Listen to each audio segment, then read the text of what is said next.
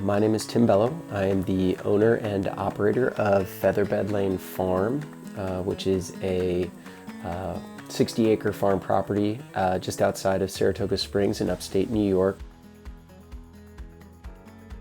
I didn't come from a farm family, but I got into it after following a variety of career paths after college and just figuring out the things that I really liked doing, and farming met those things. It was a really physical job. It was outside a lot, but it also really required a lot of planning and mental work too, so I like that combination of the physical and mental work.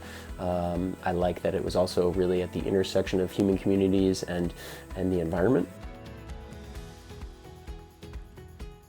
We're at risk of losing a lot more farmland if we don't figure out other ways to help farmers who are at retirement age to successfully transition their farms and keep them in agriculture and respect the hard work that they've put in over their lives, and also to help younger farmers, newer farmers, and established farmers to stay in business and to access land.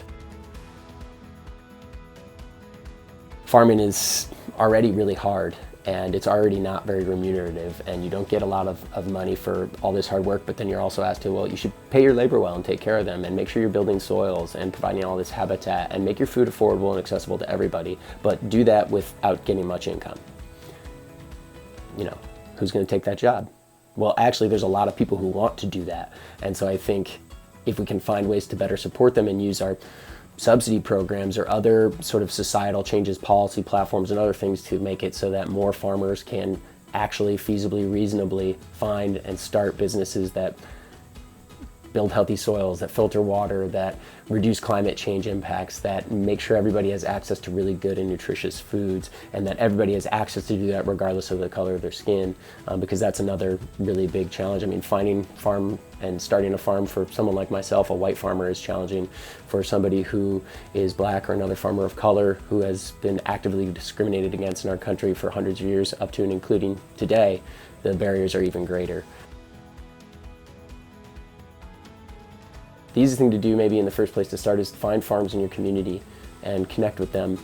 But as a farmer I was recently talked to in an interview that American Farmland Trust was doing called Farming in a Pandemic, what they said to me when I was asking them a similar question was, don't just come and visit my farm.